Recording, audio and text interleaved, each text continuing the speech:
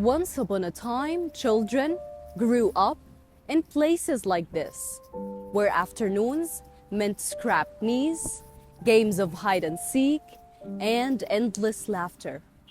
But have you noticed? The swings are still, the slides are empty, and the laughter is gone. Childhood today is being stolen, not by strangers, but by the quiet grip of screens. So let me ask you this. What kind of future awaits an entire generation if their world is reduced to nothing but pixels and blue light? What we see here is a warning sign of how deeply screens are shaping childhood today. To understand the urgency of this issue and how we can respond, we'll explore three key points. First, the impact of excessive screen time on children's development. Second, a clear, actionable plan to reduce harmful screen time and promote healthy growth. And finally, the world we create if we act and the one we risk if we don't. Let's start with the problem. Children are spending more time on screens than ever before.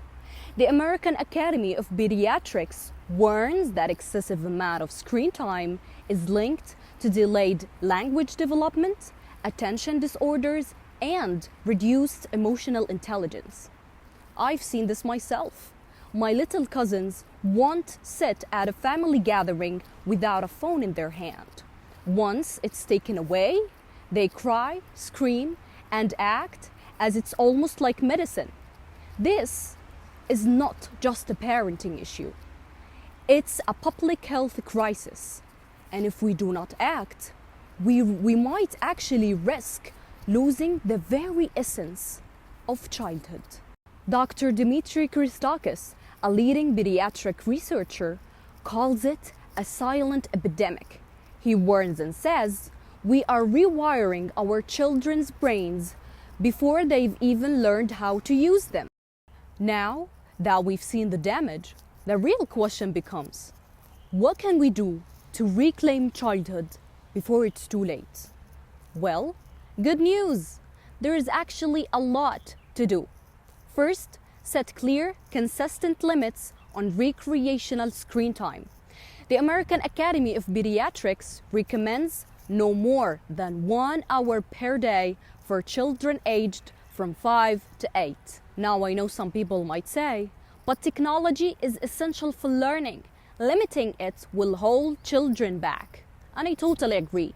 Technology can be a powerful educational tool, but the problem is not about using technology. It's about overusing it. By setting healthy boundaries, we can actually protect our children's brains while still allowing them to benefit from technology learning. Second, children need rich, real-world experiences, outdoor play, reading together, creative projects, sports, music, swimming, and unstructured time to explore. By this, we actually give back children the building blocks of imagination and resilience. Now let's imagine, it's 10 years from now. Playgrounds are still empty. Children sit side by side, but their eyes are fixed on a glowing screen.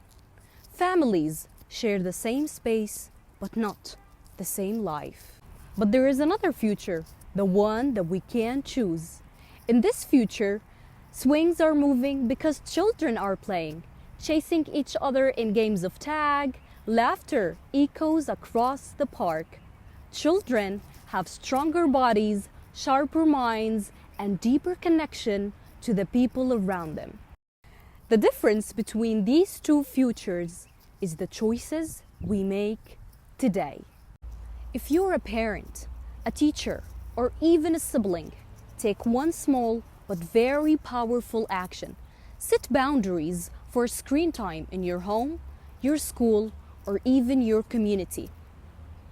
Replace just 1 hour of scrolling with 1 hour of real connection.